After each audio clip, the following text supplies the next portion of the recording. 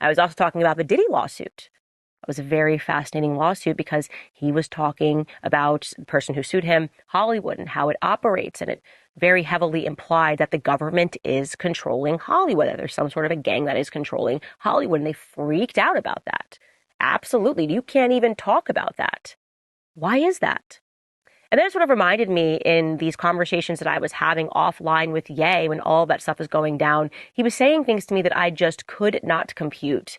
He was talking to me about everybody having a handler in Hollywood. He was calling people the ops.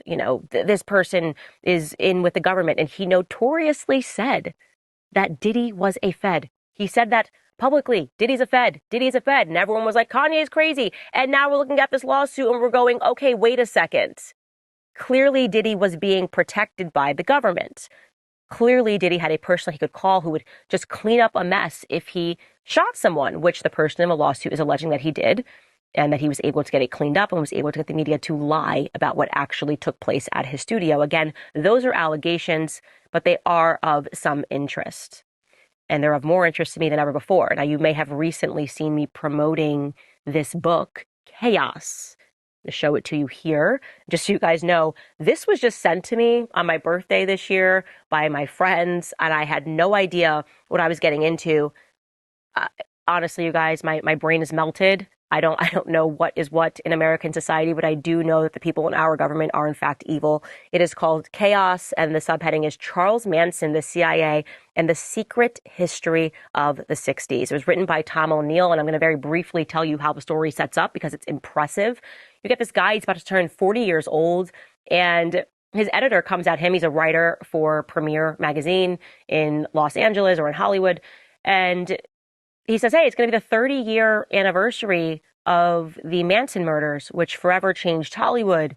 Notoriously, it was believed that it ended the hippies era. The murders were so brutal and so disgusting and so jarring and so shocking that all of those hippie communes that were all over and everyone wanted to drop out of college and become a hippie automatically ended. People were suddenly buying locks and saying, okay, no, actually, we can't live freely. It's not about love and rock and roll. We need to protect our families. Nobody was experimenting with LSD anymore. And so he gets this assignment from his editor, and Tom O'Neill is like, come on, it's been 30 years. What am I going to tap into here that hasn't already been said? And he starts making some calls, and he's kind of struck by the fact that people seem almost scared to talk to him.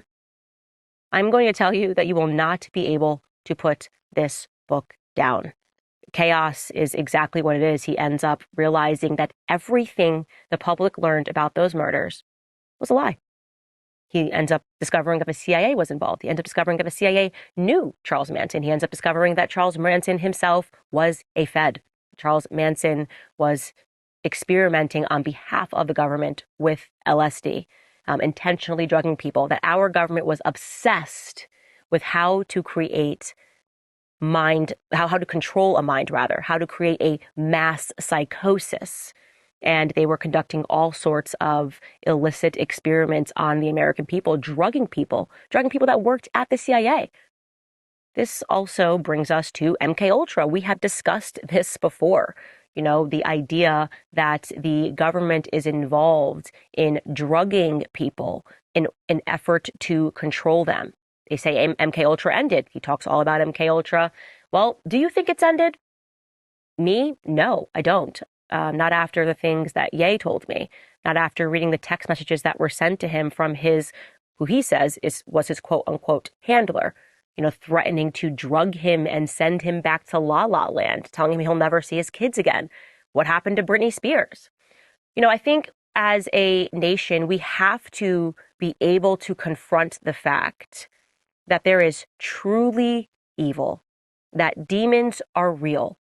There is no way we can arm ourselves against this sort of an evil if we're not even able to acknowledge it, because it is scary. I'm telling you, when I was reading this book, I don't think I've read a book that quickly since the last Harry Potter came out. But I was chilled by not realizing how much evil our government has committed in the past.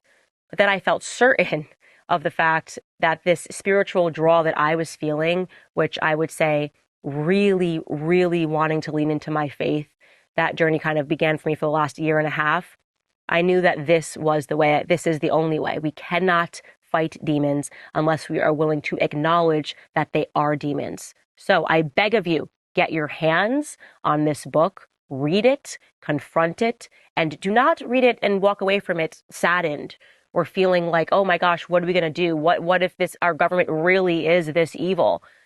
Walk away from it being assured that we already know how this book ends. In the end, goodness wins. That's the truth. In the end, God wins.